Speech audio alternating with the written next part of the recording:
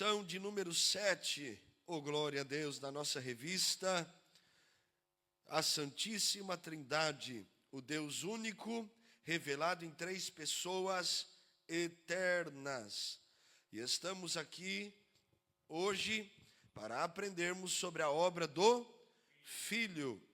Vamos aprender sobre a obra do Filho. Já estudamos aqui algumas lições muito importantes, o mistério da Santíssima Trindade, o Deus Pai. O Pai enviou o Filho, a paternidade divina, o Deus Filho, o Filho como o Verbo de Deus. E hoje vamos aprender sobre a obra do Filho, como se deu a obra do Filho de Deus quando veio a esta terra, ou o propósito principal desta obra realizada nas nossas vidas, realizada naquele tempo e que alcança as nossas vidas.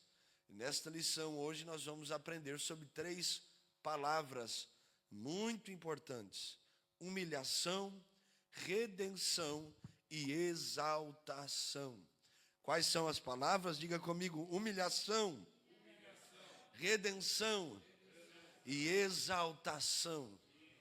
Glória a Deus. Nós vamos aprender sobre estas três palavras. Vamos ler o texto áureo juntos, bem forte, 1, 2, 3. Soberanamente, e lhe deu um nome que é sobre todo o nome. Filipenses 2, 9. E a verdade prática, 1, 2, 3. A humilhação voluntária de Cristo, sua obra redentora, sua exaltação gloriosa, revelam que somente Ele é digno de toda adoração e obediência. Glória ao Deus vivo. Aleluia. Vamos ler na nossa leitura bíblica em classe dois textos bíblicos. Filipenses capítulo 2, o verso 5 a seguir, e Hebreus capítulo 9, o verso 24 a seguir. Tem alguém vivo aí nessa manhã? Oh, glória! Filipenses 2:5 diz assim a palavra de Deus: de sorte que haja em vós o mesmo sentimento que houve também em Cristo Jesus, que sendo em forma de Deus, não teve por usurpação ser igual a Deus, mas aniquilou-se a si mesmo, tomando a forma de servo, fazendo-se semelhante aos homens, e achado na forma de homem, humilhou-se a si mesmo, sendo obediente até a morte e morte de cruz, pelo que também Deus o exaltou soberanamente e lhe deu um nome que é sobre todo nome, para que ao nome de Jesus se dobre todo o joelho dos que estão nos céus e na terra e debaixo da terra, e toda língua confesse que Jesus Cristo é o Senhor, para a glória de Deus Pai. Hebreus capítulo 9, versículo 24. Porque Cristo não entrou num santuário feito por mãos, figura do verdadeiro, porém no mesmo céu, para agora comparecer por nós perante a face de Deus. Nem também para si mesmo se oferecer muitas vezes, como o sumo sacerdote, cada ano entra no santuário com sangue alheio. De outra maneira, necessário lhe fora padecer muitas vezes desde a fundação do mundo. Mas agora, na consumação dos séculos, uma vez se manifestou para aniquilar o pecado pelo sacrifício de si mesmo. E como aos homens está ordenado morrerem uma vez, vindo depois disso o juízo, assim também Cristo, oferecendo-se uma vez para tirar os pecados de muitos, aparecerá segunda vez, sem pecado, aos que o esperam para a salvação. Aleluia. Tome o teu assento, por favor. Meus irmãos e irmãs,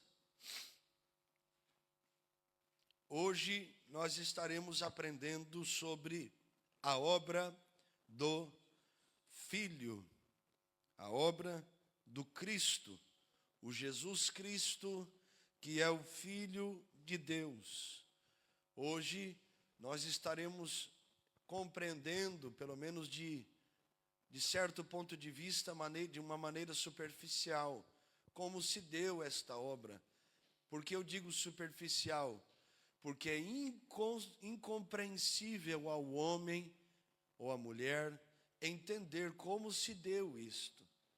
O tamanho da humilhação, o tamanho da vergonha, o tamanho da rendição completa que Cristo teve a submeter-se à vontade do Pai para morrer no nosso lugar. Então, nós estaremos aprendendo sobre isto, esta humilhação que Jesus sofreu, mas sofreu de forma voluntária, tomou a decisão de sofrer. Nós vamos aprender sobre essa rendição, essa redenção, perdão. A redenção, ou seja, Ele tomando o lugar que era meu, que era seu, que era de toda a humanidade. Não de um pecador tomando o lugar de pecadores e oferecendo-se, não. Porque se um pecador toma o lugar de pecadores, logo o pecador que toma o lugar, ele mesmo sofre as consequências dos seus pecados. Mas o santo tomando o lugar do pecador, o justo tomando o lugar do injusto, o puro tomando o lugar do impuro. E por isso recebe sobre si um castigo que não era seu, não era para a sua pessoa. E é por isso que também, segundo o que lemos, Deus o exaltou soberanamente. E quando nós falamos sobre Deus o exaltou soberanamente, estamos falando de uma exaltação sem igual, sem capacidade de mensurá-la, ou seja, medi-la. Uma exaltação completa e eterna. E é sobre isso que nós estaremos aprendendo hoje. A palavra-chave da nossa lição é, vamos dizer juntos, bem forte, 1, 2, 3. Obra.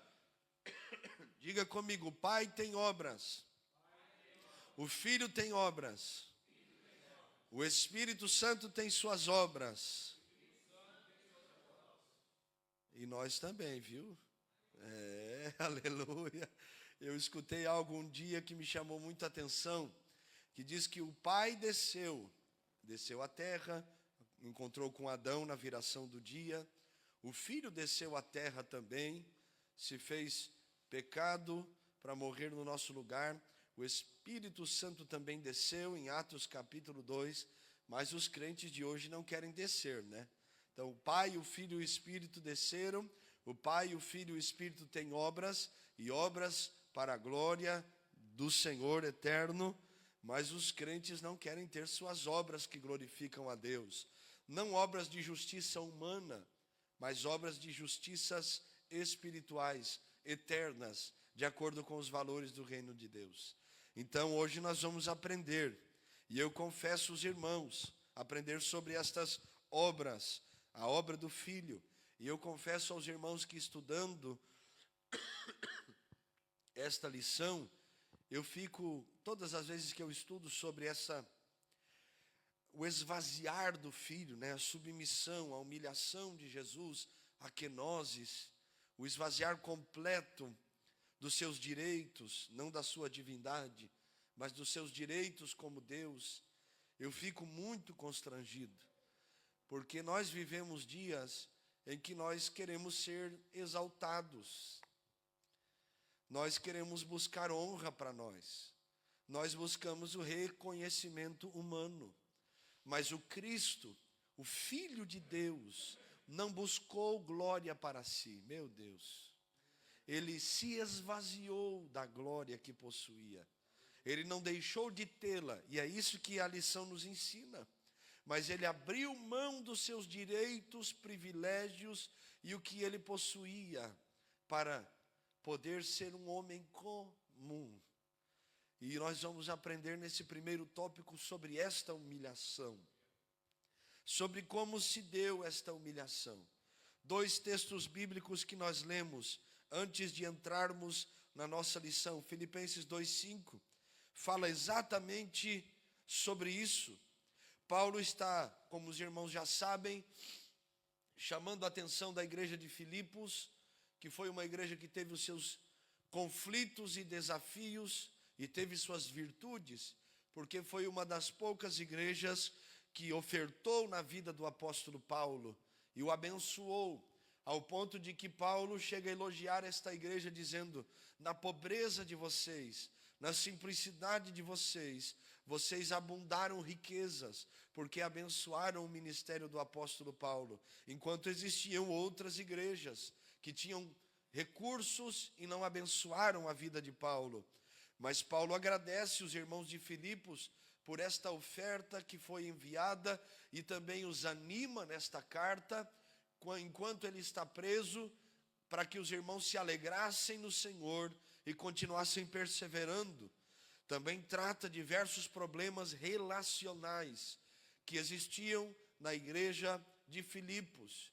Se o irmão ou a irmã do DCM puder colocar o texto do capítulo 4 e o versículo 1, é o 1 ou o 2 da carta de Paulo aos Filipenses, nós vamos ver Paulo chamando a atenção de 2 irmãs que brigavam na igreja, e elas eram obreiras, e elas serviam a Deus, elas ajudaram o ministério do apóstolo Paulo, mas ele, é o versículo 2, eu creio, é o 2, e elas, além, por mais que ajudaram, elas tinham esses problemas de conflito, e ele vai chamar a atenção destas 2 irmãs. Olha que nome bonito, ó, versículo 2.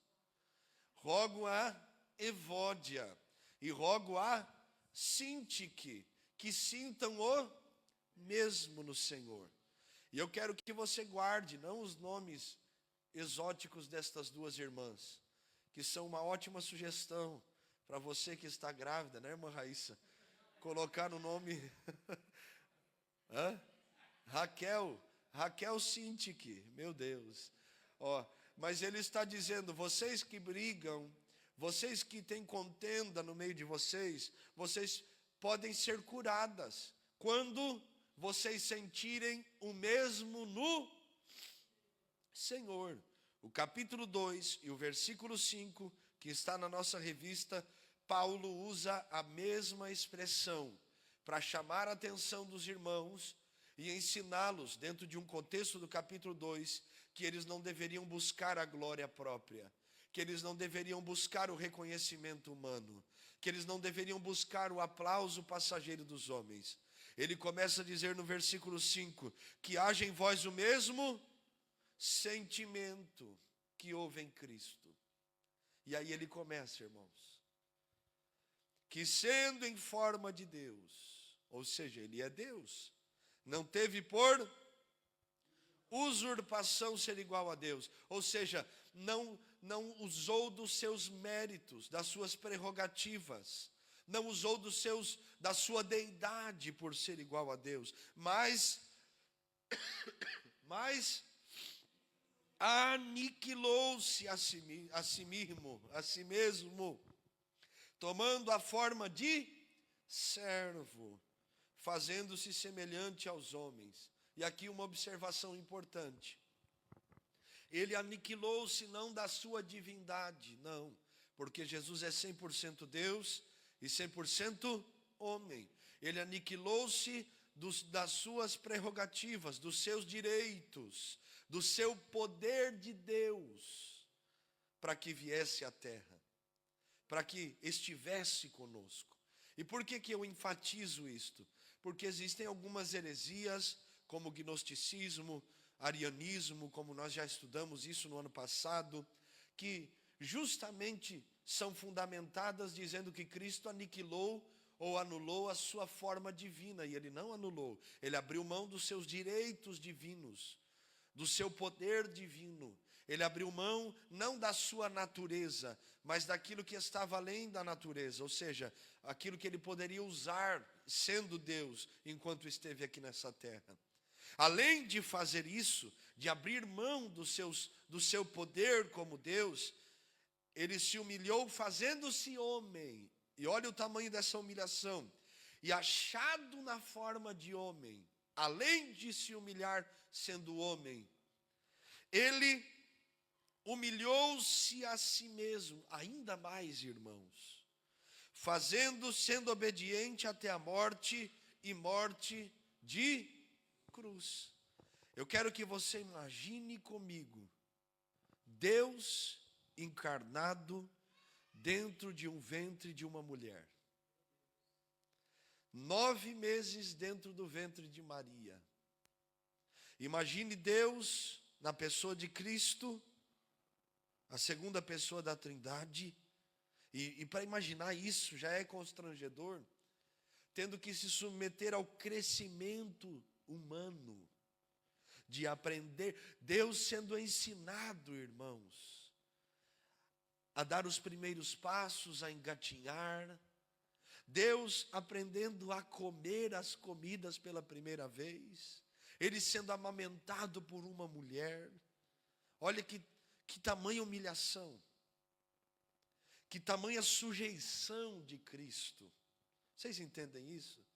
Ele tendo que ser ensinado a falar as primeiras palavras.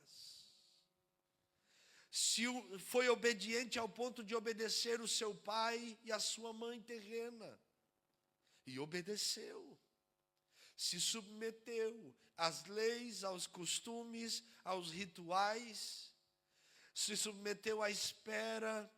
Se submeteu de tal maneira como um servo. Ou seja, a palavra servo aqui vem de doulos, aquele que é um escravo, que não tem vontade própria.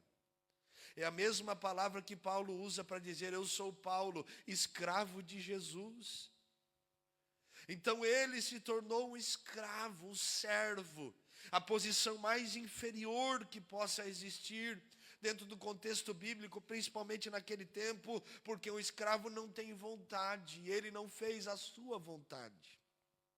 Ele se submeteu, meu Deus. E além de se submeter, ele ainda se humilhou ainda mais, sendo obediente até a morte, e a morte de cruz.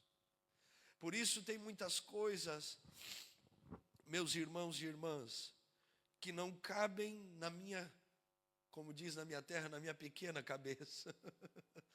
Não cabem no nosso conceito humano. Porque ele se humilhou e nós queremos a honra. Parece que há uma inversão de valores, não há?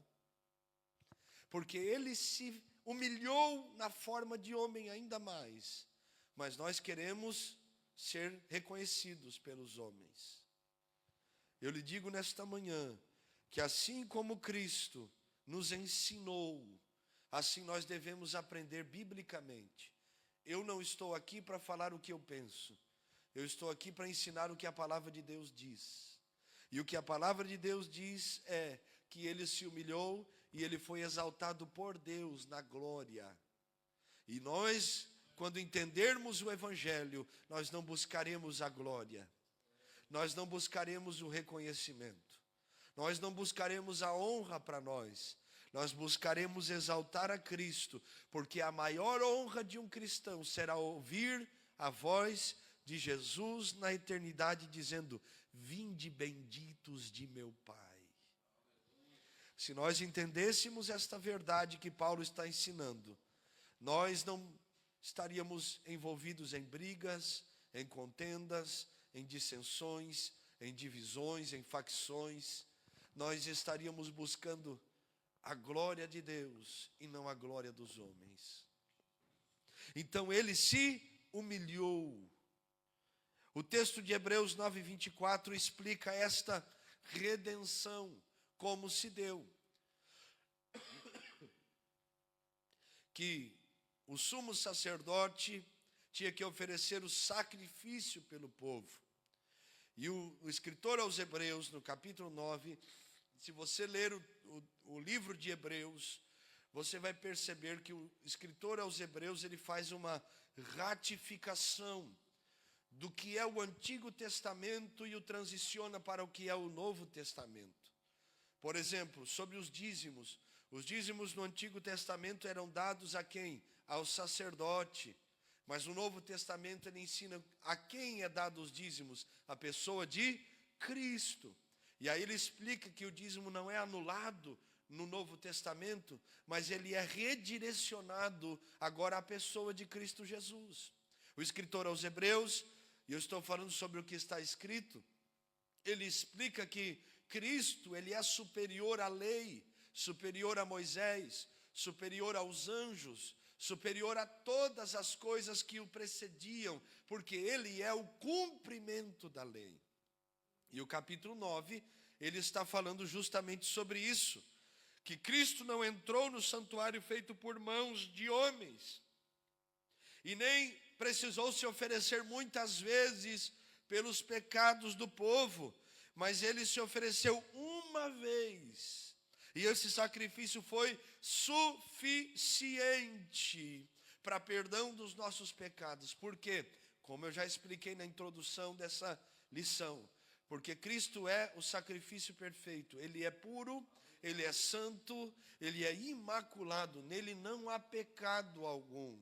Se fosse um pecador sendo entregue no lugar de pecadores, o pecador que se entrega receberia o juízo pelos seus pecados. Agora, aquele que não tem pecado se entregou no lugar de pecadores, tomou os nossos pecados e morreu no nosso lugar.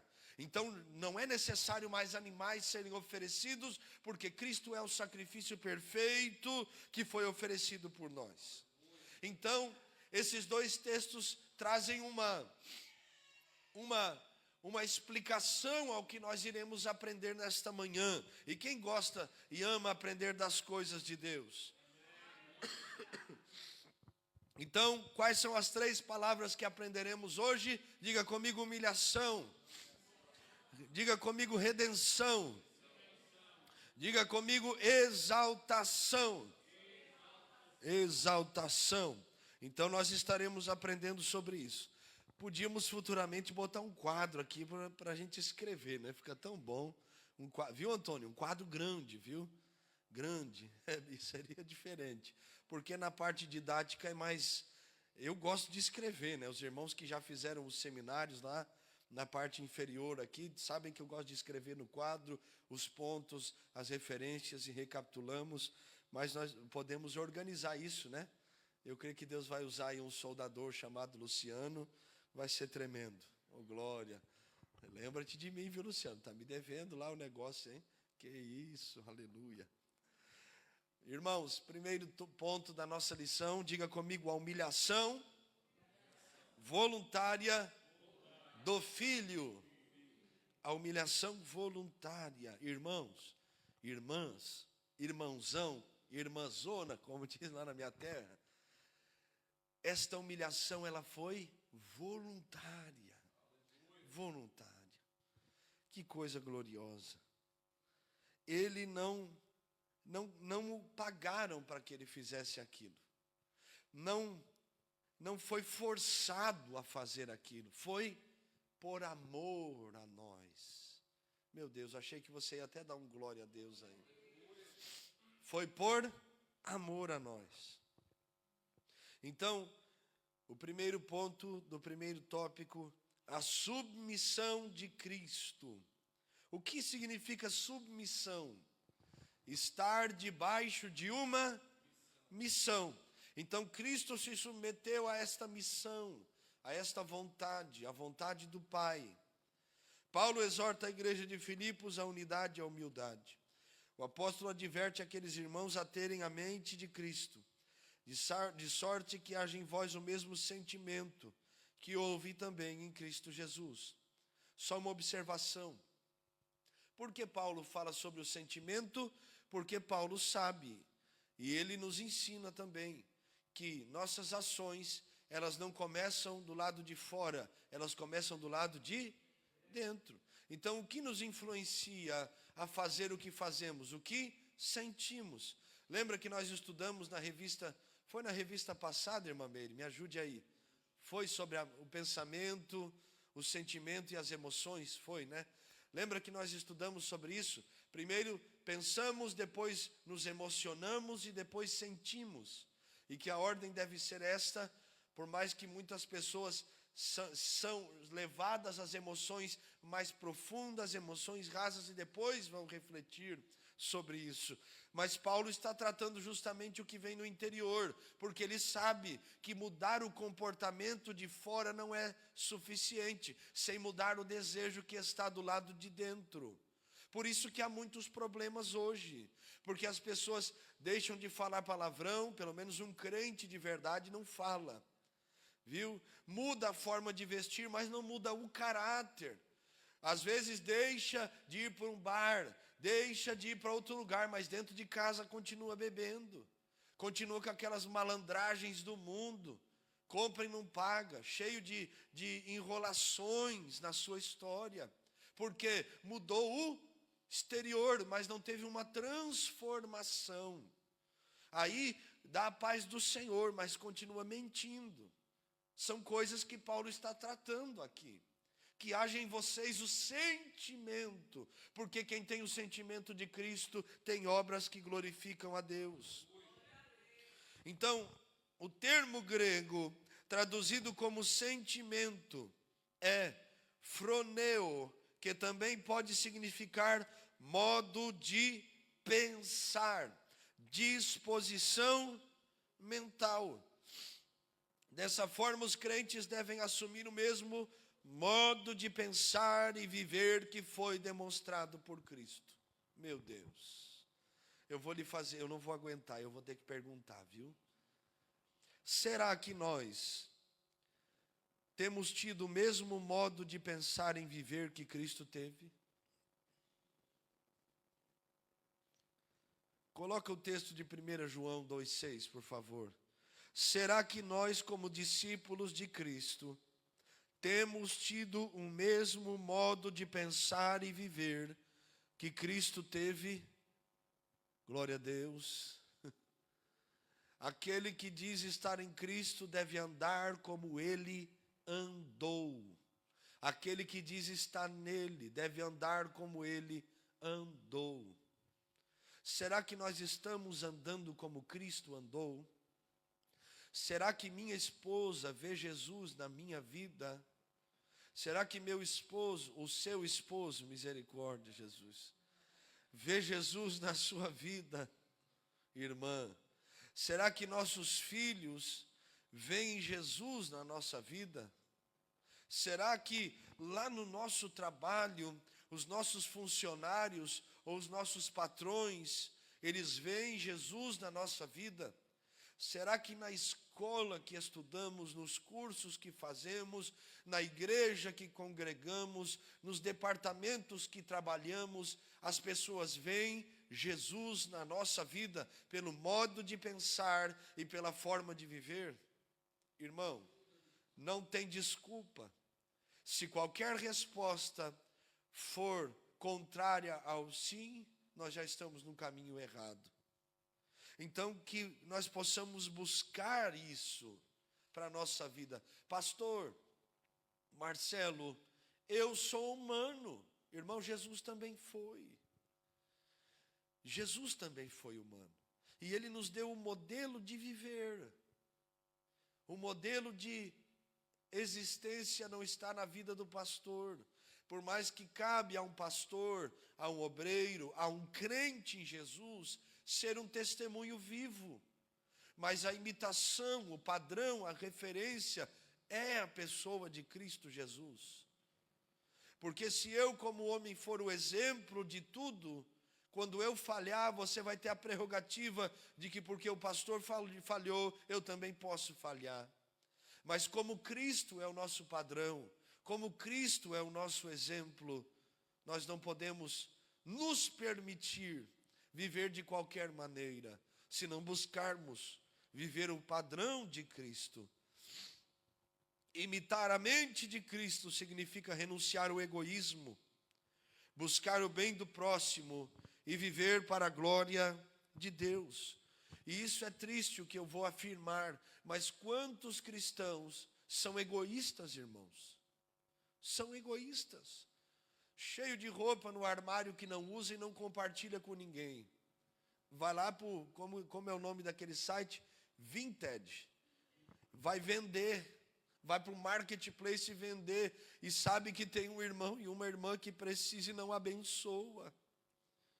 Sim. Nós somos tomados disso. Sabemos que às vezes tem alguém precisando de ajuda e não estendemos a mão. Infelizmente, temos sido egoístas. Porque muitas vezes num culto Deus quer nos usar e nós estamos ensimesmados, voltados a nós mesmos. E não somos os instrumentos que Deus nos chamou para ser. Por quê? Porque não estamos vivendo conforme Cristo viveu. Eu estou falando algo antibíblico aqui nessa manhã? Não. Essa mente de Cristo busca o bem do próximo. E o que eu mais ouço nesses quase 7 anos de Europa é que aqui ninguém quer ver o bem de ninguém. Aqui ninguém quer ver o outro melhor do que ele mesmo. Não é isso. É um puxando o tapete do outro, mas nós somos de Jesus. Eu fico feliz quando meu irmão tem vitória. Eu fico feliz quando a irmã Raíssa tem vitória. Eu fico feliz quando o Leandro vence. Quando o Cláudio está bem, eu fico feliz. Eu não me alegro na infelicidade do meu irmão e da minha irmã. Por quê? Porque eu devo buscar ter a mente de Cristo. Portanto, que haja em nós o mesmo sentimento que houve em Cristo Jesus. Como cristãos, somos chamados não apenas a crer em Cristo.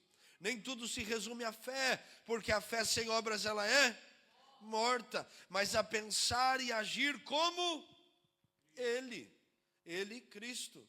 Mateus 11, 29. O que diz o texto? Aprendei de mim, que sou manso e humilde de coração. E aprendendo dele encontrareis...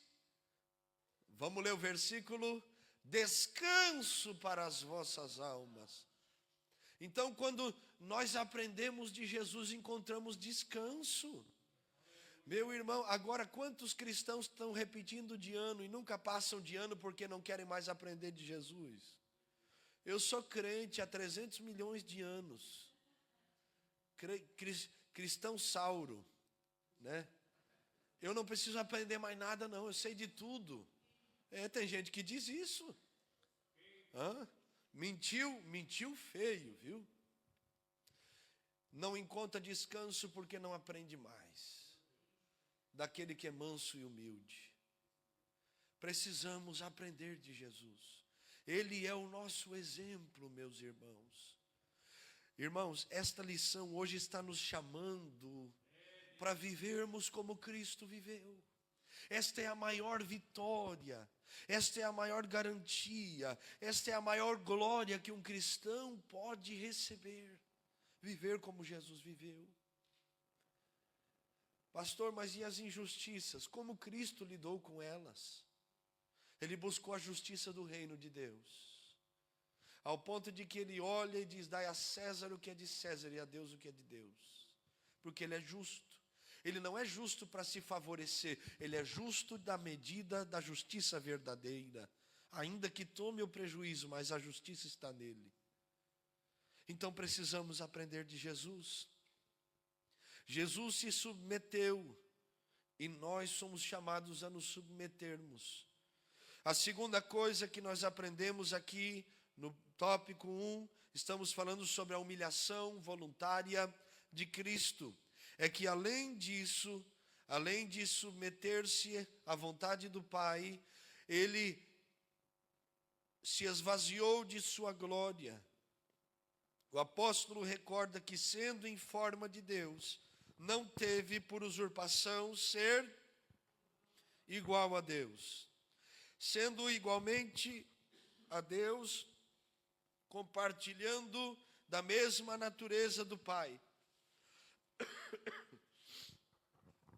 preferiu privar-se de seus direitos, não da sua divindade. Irmãos, se Jesus quisesse dizer, todos vão morrer, todos iam morrer. Mas ele não fez isso. Lembra do texto que, eu acho que é Herodes, Pilatos pergunta para Jesus sobre o reino, e Jesus começa a dizer, se o meu reino fosse aqui, os meus servos estariam lutando por mim. E se eu quisesse, eu rogaria ao Pai, e ele enviaria miríades de anjos. Mas o meu reino não é daqui. O que ele estava dizendo? Que se ele quisesse, ele não morreria na cruz. Mas que ele quis. Ele se esvaziou, não da sua divindade, mas dos seus direitos. Trata-se de um contraste com o primeiro Adão, que almejou ser como Deus, enquanto Cristo, o segundo Adão, sendo Deus, preocupou-se com o bem-estar dos outros. Meu Deus. O primeiro Adão nasceu grande e caiu. O segundo Adão, que foi Jesus, numa linguagem que Paulo utiliza na carta aos Romanos, ele nasceu da concepção humana, cresceu, mas não caiu, continua de pé à destra de Deus Pai. O primeiro Adão quis ser igual a Deus e pecou. O segundo Adão era Deus, é Deus, e abriu mão dos seus direitos de Deus para vir à terra e entregar-se no lugar de pecadores. Por isso Deus o exaltou soberanamente. Vocês percebem a diferença? Um quis ser como Deus, o outro esvaziou-se do seu direito, das suas prerrogativas de Deus, do seu poder de Deus, e se fez homem. Por isso, no segundo Adão, em Cristo Jesus, nós temos a vida eterna. Essa realidade é confirmada quando Jesus aniquilou-se a si mesmo, tomando forma de servo. Isto é, esvaziou-se voluntariamente, a kenosis, assumindo a natureza humana na forma de servo. Isso não significa a perda da sua divindade, mas a renúncia da glória que ele possuía na eternidade com o Pai. E o terceiro ponto é obediência sacrificial até a cruz. A obediência de Cristo foi plena, desde a encarnação até o Calvário. Na forma de homem, humilhou-se a si mesmo, sendo obediente até a morte e morte de cruz. Ele desceu à condição mais humilde e morreu como servo. Em obediência ao Pai, em favor dos pecadores, submeteu-se à humilhação da cruz. Revela a Escritura que o primeiro Adão trouxe condenação pelo pecado, e Cristo, o segundo Adão, trouxe justiça por meio de sua perfeita obediência. Então ele foi obediente até a morte, morte de cruz. Uma perguntinha, né, só para nós entendermos sobre isso melhor. Se você soubesse que saindo por essa rua você iria destino à morte, à vergonha, à humilhação, você sairia? Você iria? Se você soubesse que fazendo determinada coisa, você morreria, você iria fazer determinada coisa? Não. Só que o sacrifício de Cristo, voluntário, a obediência de Cristo foi tão plena, tão perfeita, que mesmo sabendo que iria sofrer e padecer, ele foi até o fim. É como se ele dissesse, eu escolho o caminho do sofrimento. E foi o que ele fez. Eu escolho o caminho da morte, da dor, da angústia, da miséria, de ser tomado como injusto, como pecador, como o alvo da ira de Deus. É como se ele dissesse, eu aceito, eu não vou fugir. É quando ele ora no Getsemane e diz, Pai, se possível for, passa de mim esse cálice, porque ele sabe o peso que era, o que viria diante dele. Mas ele diz, seja feita a tua vontade, não a minha. seja feito como tu queres. Então, essa obediência, esta verdade ratifica que a obra redentora do Filho está fundamentada na obediência completa de Cristo ao Pai. A nossa salvação, então, é resultado dessa obediência e não de nossos méritos. Assim como Cristo, devemos obedecer à vontade do Pai. Duas observações. Nossa salvação é resultado da obediência de Cristo ao Pai. O homem não poderia fazer nada para receber a salvação. Foi o Filho que abriu a porta. Por isso ele disse em João 14,6: Eu sou o caminho, a verdade e a vida, e ninguém vem ao Pai a não ser por mim. E a segunda coisa, assim como Cristo, devemos obedecer à vontade do Pai. E aí eu pergunto para nós: temos obedecido à vontade do Pai para as nossas vidas? O Pai tem tido liberdade e autonomia de nos guiar e dirigir, ou nós estamos fazendo nossa própria vontade?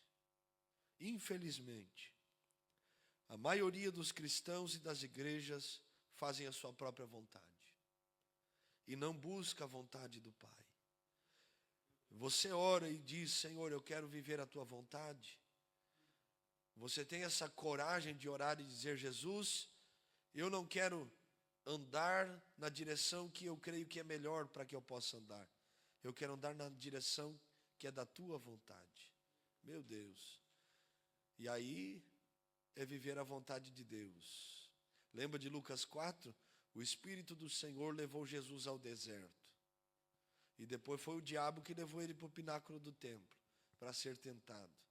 Tem muita gente que quer o pináculo do templo, mas foi lá por causa da ajuda do cão que levou ele para lá.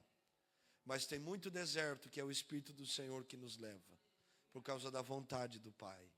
Então é melhor estar na vontade do Pai no deserto do que pegando boleia com o diabo e ir para o pináculo do templo. Viu? Que Deus nos ajude. Quem quer viver a vontade do Pai na sua vida? O segundo ponto da nossa lição fala sobre a obra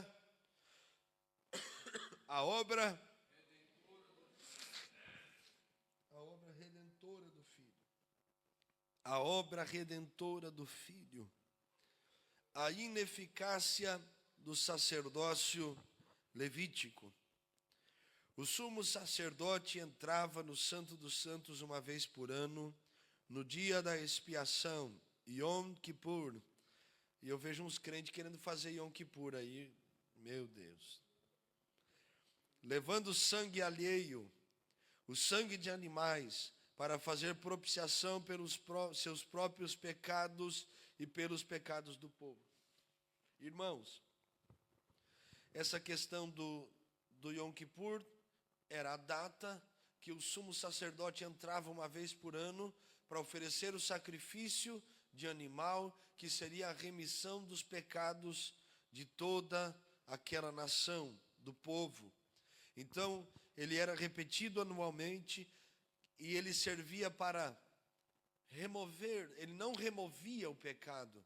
É como se cobrisse o pecado que estava ali, mas não tirava o efeito do pecado do povo.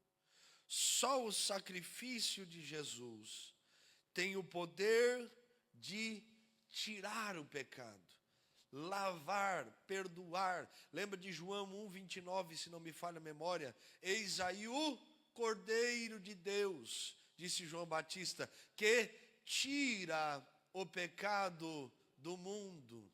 Só Ele tira o pecado do mundo. Então, Ele é o sacrifício perfeito. Ele é o sacrifício eterno que nos limpa e lava. Uma observação dentro do que nós estamos falando, né?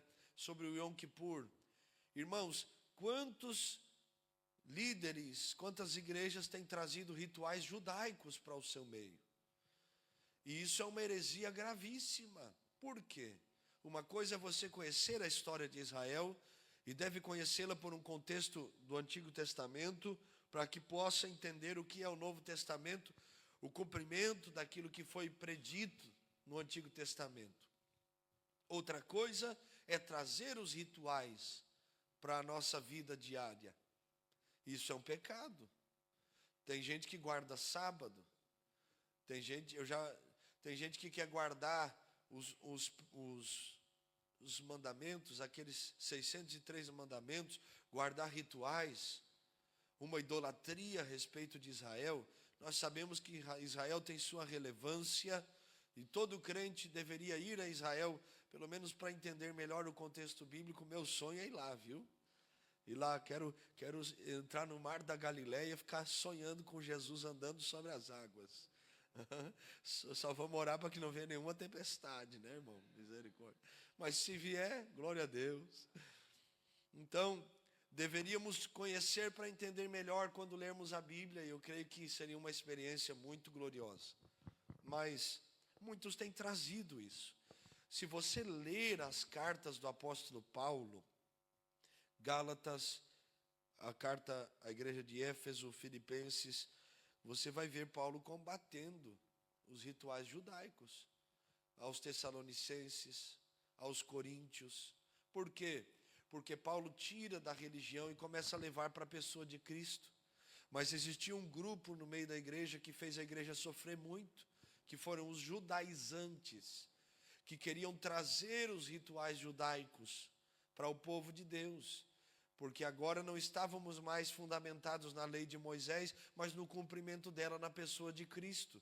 Mas eles diziam: vocês aceitaram a Jesus, só que vocês têm que circuncidar. Vocês aceitaram Jesus, mas vocês têm que sacrificar animais. Vocês aceitaram Jesus, mas vocês têm que guardar o sábado. Vocês têm que guardar os rituais.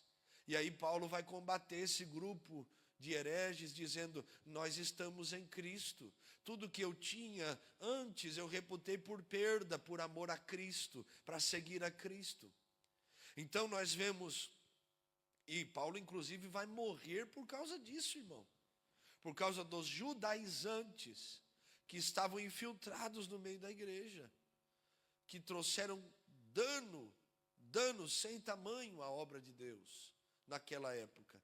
Os legalistas, aqueles que cobravam mais a aparência, esqueciam da importância do novo nascimento, da transformação interior, que queriam submeter aqueles que não eram judeus aos rituais judaicos, porque eles não acreditavam que Cristo era suficiente. Então, se nós não podemos trazer estas coisas para os nossos dias, nós devemos confiar na pessoa de Cristo e descansar. Nele nós temos a salvação. Nele nós temos a vida eterna. Nele nós temos nossa redenção. E fora dele não temos nada. Nós lemos João 15:5, a última parte que diz: sem mim nada podeis fazer. E nós devemos guardar isso no nosso coração. Então, a entrada única de Cristo no santuário com seu próprio sangue nos assegura uma eterna redenção. Pois, por ser imperfeito, o sacerdócio levítico foi substituído por um superior, o sacerdócio de Cristo, Hebreus 7:23. O sacrifício único e suficiente. Na antiga aliança ofereciam-se sacrifícios continuamente pelo pecado por causa da ineficácia dessas ofertas. Diferente do sistema levítico, a morte de Jesus foi definitiva, completa e eficaz. Assim também Cristo, oferecendo-se uma vez para tirar os pecados de muito, Hebreus 9:28. A expressão uma vez, apax, indica que não há necessidade de repetição. O que ele fez é perfeito e eterno. A salvação não é por causa dos méritos ou rituais, mas ela é plena e gratuita, alcançada pela fé na obra consumada de Jesus. Então, salvação não é por causa dos méritos. Não há nada que eu possa fazer para que eu possa ser salvo. Mas quando eu creio naquilo que Cristo fez, eu alcanço a salvação. E é muito lógico, irmãos, que quando eu creio no que Cristo fez, a minha vida revela isso na maneira como eu vivo, nas minhas ações, nas minhas palavras, no meu modo de viver. Porque quando eu creio na obra eficaz de Cristo, eu tenho fruto do Espírito dentro de mim, que me leva a dar testemunho da palavra de Deus. Então Cristo, ao morrer, rasgou o véu que separava o homem da presença de Deus. Não há outro meio de salvação, nenhuma outra oferta, nenhum outro nome. O Calvário é suficiente. Jesus é tudo, tudo. Eu pergunto para você, Jesus tem sido suficiente? Jesus é suficiente mesmo para a sua vida? Tem alguns irmãos que, se Jesus não tiver dentro do coração deles, eles não sentem falta. Parece Juízes 16, quando o Espírito do Senhor se retirou de Sansão e não sabia que o Espírito se havia retirado dele. As igrejas, muitas denominações estão buscando complementos, subterfúgios, auxílios, e esqueceram, Jesus é suficiente. Jesus é suficiente. Se as pessoas não vierem para a casa de Deus por causa de Jesus, por outro motivo, quando este outro motivo acabar, elas não permanecerão. Mas quem ama Jesus e entende que Jesus é suficiente, não abre mão de Jesus por nada. É como Jesus disse naquela parábola, um homem que tinha muitas riquezas, ele encontrou um tesouro que estava escondido no campo, ele foi e vendeu tudo o que ele tinha, por causa do tesouro que estava no campo. E ele comprou aquele campo. Por causa do campo, não, por causa do tesouro. Porque quem sabe que Jesus é tudo, abre mão de tudo que possui, para poder ter Jesus na sua vida. Jesus é suficiente. Ou nós temos que ter outros mediadores, porque muitos de nós trocaram os santos da Igreja Católica pelos pastores. Muitos de nós trocaram os santos da Igreja Católica pelos ídolos desse tempo, pelo dinheiro, pela sua força, pelos seus líderes, e não tem mais Jesus como suficiente Salvador, tem que ter alguma coisa a mais. Jesus é suficiente para você? Estou falando alguma coisa antibíblica? Não. Se Jesus não for suficiente, não é o cristianismo que estamos vivendo. Se Jesus não for suficiente, não é o evangelho que estamos vivendo. Porque no evangelho, Jesus é suficiente. Em terceiro lugar, a obra redentora do Filho, a substituição vicária. E isso não tem nada a ver com aquele vicarius dei do Papa, né, que é uma heresia. Isso tem a ver com o que significa a expressão vicária, que vem do latim vicarius, que significa em lugar de outro. A substituição vicária é inseparável da justiça divina. O pecado não pode ser ignorado e precisa ser punido. O salário do pecado é a morte. Então alguém deveria receber o salário, a paga do pecado. Em virtude disso, Deus não poupou seu próprio Filho, mas o entregou para morrer em nosso lugar, assumindo sobre si a penalidade que nos era destinada. Você tem noção de que você e eu merecíamos o inferno? E Jesus, o homem mais puro que já existiu, olhou e disse, eu vou tomar o lugar da Viviane, da Oliana, da Milena, do Antônio, do Bruno. Eles vão ter a oportunidade de tomar a sua decisão, mas eu vou assumir o lugar deles. Você tem noção disso? Que ele olhou para a Cristiana e disse, eu vou assumir o lugar dela, e eu vou pagar a dívida que era dela. Eu vou tomar o lugar deste povo e vou morrer por eles, para que eles possam ter a oportunidade de salvação. No sistema sacrificial da lei, os animais oferecidos tipificavam essa substituição, mas não removiam o pecado. Então era uma forma paliativa de resolver um problema que continuava existindo. Em Cristo, o Cordeiro de Deus, a substituição é perfeita e definitiva. Na consumação dos séculos, uma vez se manifestou para aniquilar o pecado pelo sacrifício de si mesmo. Assim, em adoração, devemos viver para Cristo que por nós morreu. Vivemos para o Cristo que por nós morreu. Meu Deus, nós estamos vivendo para este Cristo, meus irmãos. Você entende que Ele tomou o seu lugar? Você entende que Ele morreu no seu lugar? Pelos seus pecados? Você entende isso?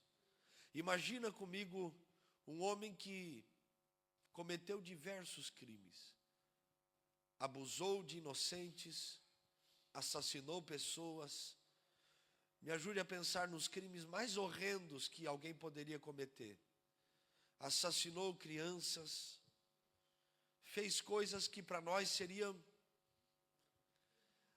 a coisa mais depravada que possa existir. Imagine isso.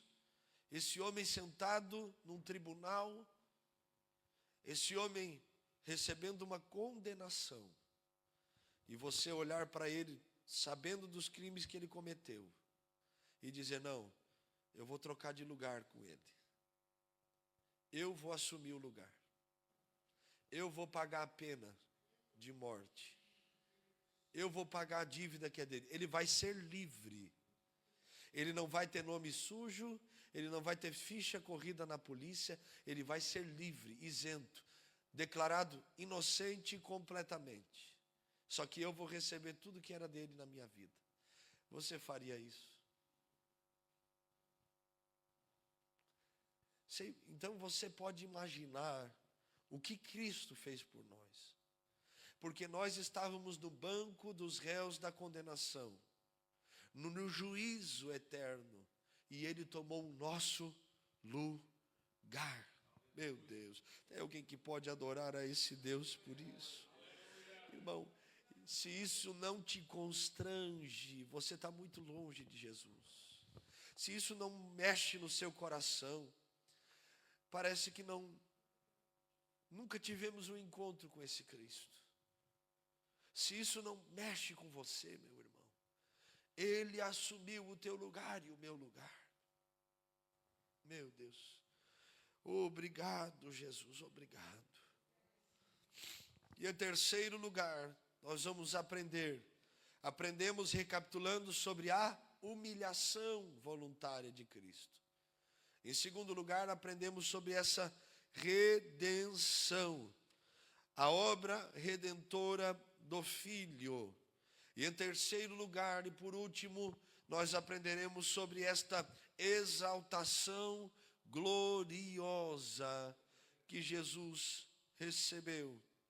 Em primeiro lugar, o texto de Filipenses capítulo 2 é o texto que serve para isso que nós vamos falar agora.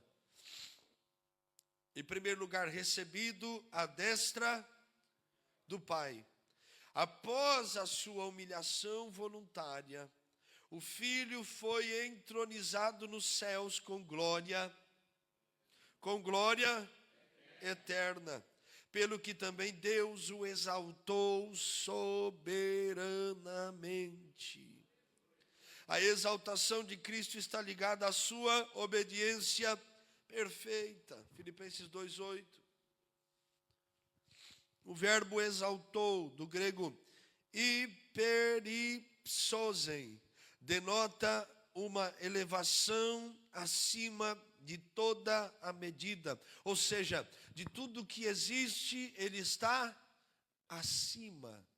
Ele está acima dos homens, Ele está acima dos demônios, Ele está acima dos anjos, Ele está acima dos governos, Ele está acima das bombas nucleares, Ele está acima de tudo que possa existir, que nós podemos dizer, meu Deus, isso é poderoso. Ele está acima de todo o poder.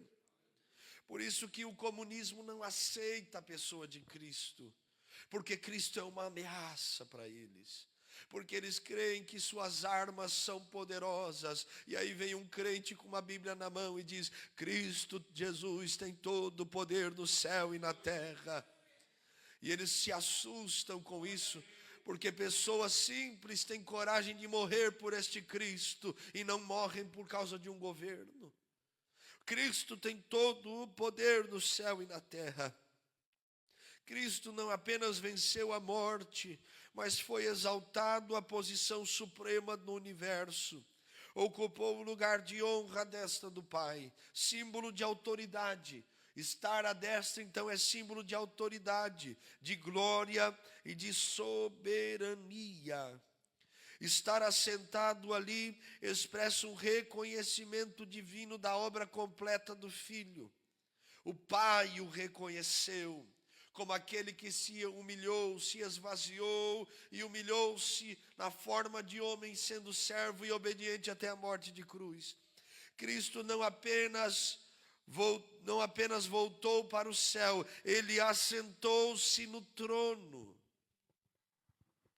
Glória a Deus.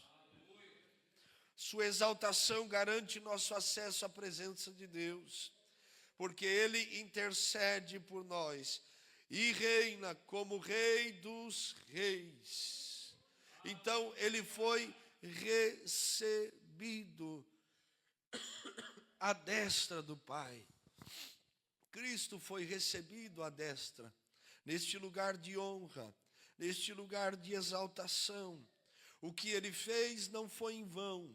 O que ele fez recebeu a sua paga, a sua recompensa.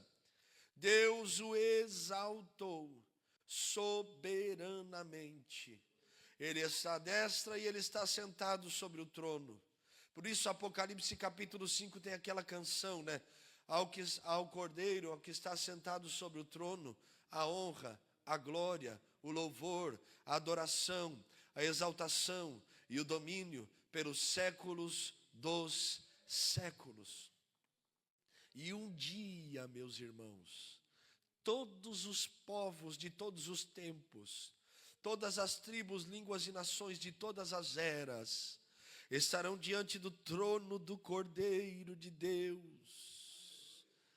e estarão de joelhos dobrados diante dele, e toda língua confessará que Jesus Cristo é o Senhor, para a glória de Deus Pai.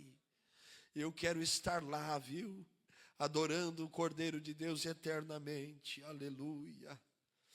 A segunda coisa que nós aprendemos sobre esta exaltação gloriosa, além de ser recebido à destra de Deus, Deus lhe deu um nome acima de todo nome.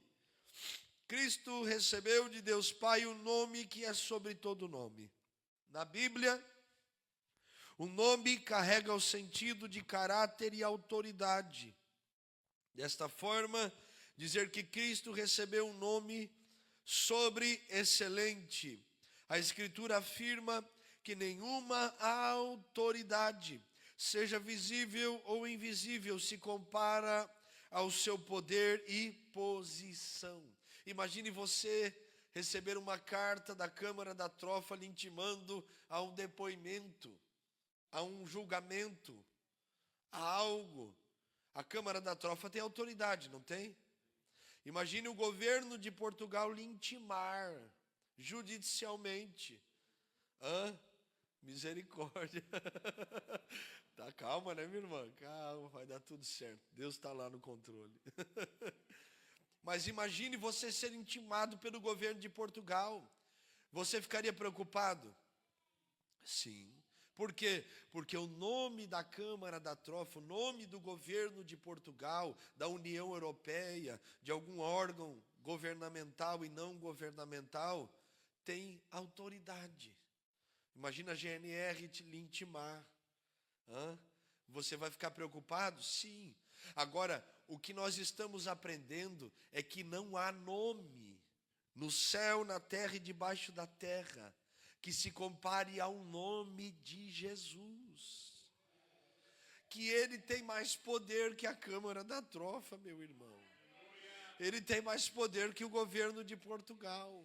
Jesus tem mais poder que a União Europeia. Jesus tem mais poder que a união de todos os governos de todo o mundo.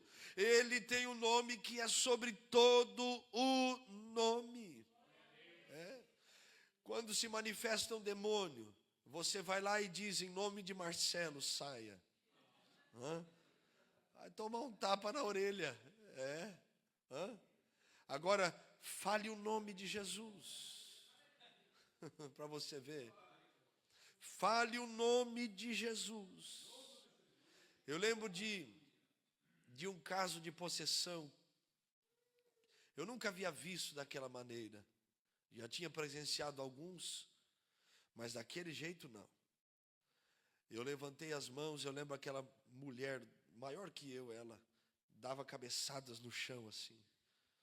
E eu falei para ela, no poder e na autoridade do nome de Jesus. Nem gritei, irmão. Em nome de Jesus. Pare agora. Parou. E aí tentavam segurar ela e não conseguia. Mas o nome de Jesus é poderoso. O nome de Jesus tem poder. Por isso crente não vive com medo do diabo não, irmão. É no nome de Jesus que nós guerreamos a nossa batalha. É na autoridade e no poder desse nome. Eu sinto até a graça de Deus aqui. Sentir opressão, começa a ficar com medo. Não, em nome de Jesus Cristo. Minha vida lavada e remida no sangue do Cordeiro está. Ele é o dono desta casa, dessa igreja, da minha vida. E aqui quem manda é Ele. Então Jesus tem o nome que é sobre todo o nome. Por isso que quando Jesus mandar, irmão, não briga não, obedece. Quando ele falar, você tem certeza que é Jesus? Não questione. Se é Jesus que manda, não precisa de confirmação. É Ele que mandou, pronto. Então o nome de Jesus não é apenas um símbolo de fé, mas uma fonte real de autoridade espiritual. O Senhor delegou à igreja o uso de seu nome para curar, libertar, pregar e vencer as forças do mal. Eu lembro no evangelismo na madrugada, um morador de rua com a faca na mão querendo esfaquear-nos. E um irmão olhou para ele e falou, em nome de Jesus, solte a faca agora. E a faca caiu. Irmão. Situações que nós passamos. Eu lembro do testemunho de um pastor, quando eu aceitei Jesus, novo convertido, disse que foi fazer uma visita e veio um cachorro grande, veio, quando estava pertinho de abocanhar a perna do pastor, ele falou, Jesus, e se assustou, e o cachorro paralisou a boca na hora, porque o nome de Jesus tem poder. Eu lembro na missão do Uruguai, eu tinha 18 anos de idade, não faz muito tempo, não faz muito tempo, e quando nós começávamos às 6 da tarde, eu falei algo aqui, esses dias sobre isso, foi na terça-feira, os bruxos começavam a bater os tambores, e o céu do Uruguai parecia que mudava de cor, irmão. E a igreja num bairro bem carente, estrada de chão, eu ficava capinando a frente. Falar em capinar, nós temos que capinar ali depois da escola bíblica, nós vamos limpar ali, vai ser uma benção, viu? Eu ficava capinando a frente da igreja para tirar aqueles matos e toda a sujeira que era jogada ali. Bituca de cigarro e coisa. Eu pensava, na casa de Deus não vai ter bituca de cigarro não. Sai, capeta, em nome de Jesus. E aí eles começavam a bater os tambores e aquela opressão, parecia que era algo que além do espiritual vinha para o corpo físico. A vontade de voltar para casa, uma opressão. E aí começávamos a orar dentro da igreja e clamar, o nome de Jesus está sobre Montevidéu. O nome de Jesus está sobre La Calle 50 metros. O nome da rua, 50 metros. O nome de Jesus está sobre esta igreja. O nome de Jesus está sobre as nossas vidas. Nós pertencemos a Jesus e a opressão começava a ir embora. E eles faziam trabalhos para fechar a igreja e nós clamávamos o poder e a autoridade de Jesus. E a igreja continua de pé até hoje, viu? Eu fui pastorear uma igreja, dois pontos de pregação que hoje são igrejas, na fronteira do Uruguai com a Argentina. Eles fizeram uma reunião de obreiros, chamaram os obreiros, ninguém queria ir. E eu, recém-chegado, eu falei para eles, não sabia nem falar espanhol. Eu não sei hablar, pero aqui estou, oh glória. Eu não sei falar, mas eu estou aqui, eu vou. E fui, irmão, divisa da Argentina com o Uruguai, sozinho. Trabalhava de dia na construção, porque nós estávamos construindo como se fosse um lugar onde ia receber a família missionária que viria. Só que a família missionária teve problemas, não veio, e eu fui ficando lá, pastoreando. Pregava 7 cultos por semana, e nós tínhamos ali, em um dos cultos, eram 7 pessoas crentes. E pensa numa alegria no culto, poder adorar Jesus. Ah, se nós tivéssemos a alegria daqueles 7 irmãos uruguaios aqui hoje. Que eles diziam, missioneiro blanquito, jovencito, tuvo coragem de venir aqui. Eles falavam para mim, se o missionário branquinho e magrinho teve coragem, naquela época, né? Teve coragem de vir para cá, nós temos disposição de servir Jesus também. E estávamos ali, adorando a Deus na sala da casa de um irmão, que ele tirou o sofá da sala e ofertou para que fosse a igreja. Meu Deus. E tínhamos os cultos, e um daqueles povoados tinha uma irmã que quando manifestava o demônio quebrava tudo, irmão. E quem que era o pastor naquela época era eu. Irmão, quando eu fui para o culto, cheio de gente, aquele culto em Orgoroso, um pueblo do Uruguai, bem interior, mas interior. E aquela irmã, desse tamanho mais ou menos, entrou no culto e digo, Jesus, se manifestar demônio aqui, todo mundo vai correr, meu Jesus amado. Ela já tinha batido nos quantos, pastor? Eu digo, se o pastor fulano apanhou, quem sou eu na fila do pão, Jesus? Ai, irmão. E eu orei por ela. E Deus fez a obra na vida daquela mulher. Glória a Deus. Por quê? Porque Marcelo tem poder? Não. Porque o nome de Jesus tem poder. Então nós servimos um Jesus que tem poder. E nós não podemos nos acovardar, nós devemos usar a autoridade desse nome, porque esse nome é poderoso. Aleluia, aleluia. E eu glorifico a Deus, porque daquela pequena igrejinha de 7 pessoas, existem 3 igrejas naquela cidade. Da obra que Deus fez, porque o nome de Jesus é sobre todo o nome, sobre todo o nome. Então ele recebeu um nome, e neste nome tem poder para curar, para libertar, para pregar e para vencer as forças do mal. Irmãos, diante do nome de Jesus não há mal que prevaleça. Sim, eu lembro que eu fui fazer um evangelismo junto com o pastor Alex, lá na cidade de Taquari, que foi interior do Rio Grande do Sul, mais próximo à região ali do Vale dos Sinos, do Rio dos Sinos. Quem conhece sabe o que eu estou falando. Nas inundações, foi uma das cidades que foi muito prejudicada naquelas inundações das chuvas no Rio Grande do Sul. E nós evangelizamos um bairro tomado pelo tráfico. E nos reunimos na área da casa de um irmão que tem até no Facebook as fotos, uma cercadinha de madeira, colocamos as cadeiras, caixa de som, e eu comecei a pregar sobre o quê? O nome de Jesus. E os traficantes saíram de dentro das casas, se colocaram na porta das casas, e eu lembro que eu começava a pregar. Antes era mais ousado também. Começava a pregar, o nome de Jesus tem mais poder do que qualquer arma. O nome de Jesus tem mais efeito que qualquer droga. O nome de Jesus tem poder para libertar o homem de tudo aquilo que o prende. Não há cadeia que possa prevalecer diante do poder desse nome. E começava a pregar, e as forças do mal recuavam. O nome de Jesus era exaltado, e é exaltado. O nome de Jesus cura. O nome de Jesus tem poder. Porque Deus o deu o nome que é sobre todo nome. Oh, glória a Deus. Quem crê no poder deste nome nesta manhã?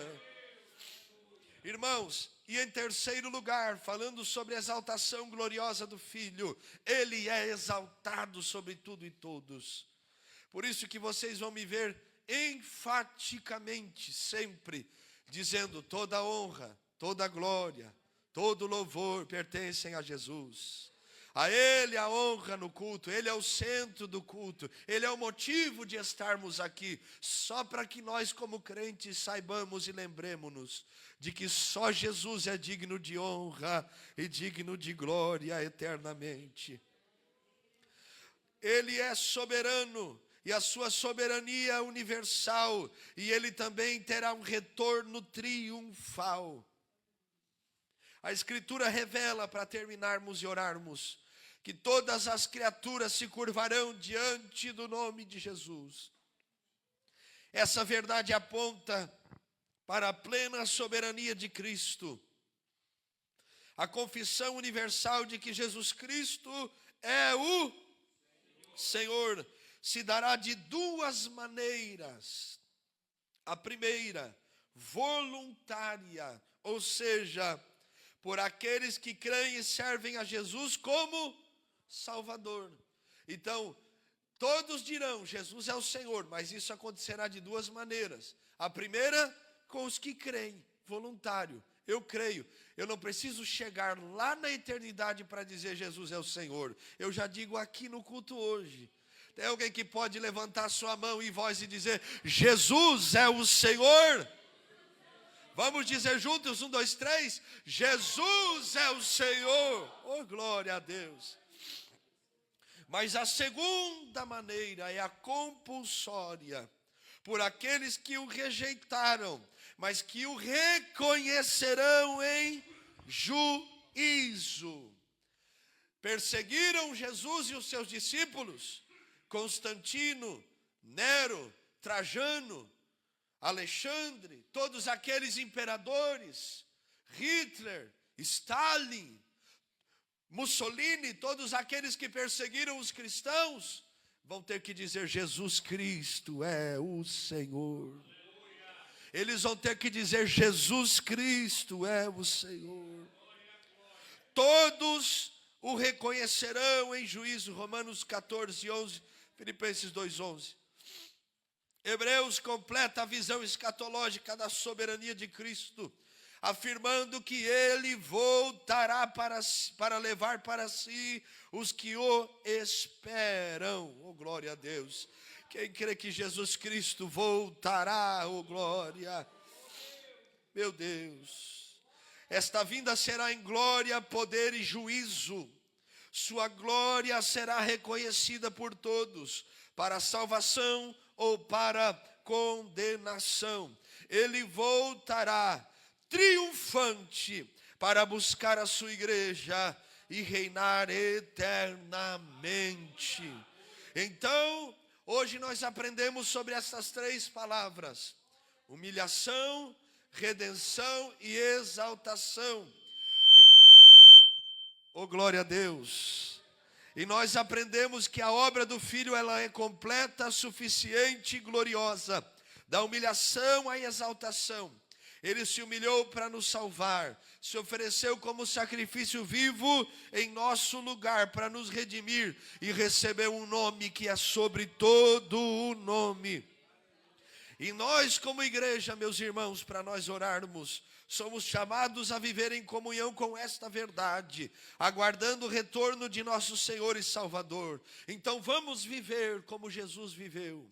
Vamos seguir o exemplo de Jesus e vamos perseverar para que nós possamos juntos ouvir a voz de Deus, a trombeta soar, nos chamando para estar com Ele eternamente. Homens e mulheres que perseveraram na palavra e não negaram o seu nome, que ouvirão o soar da trombeta e serão arrebatados com Ele em glória. Aleluia.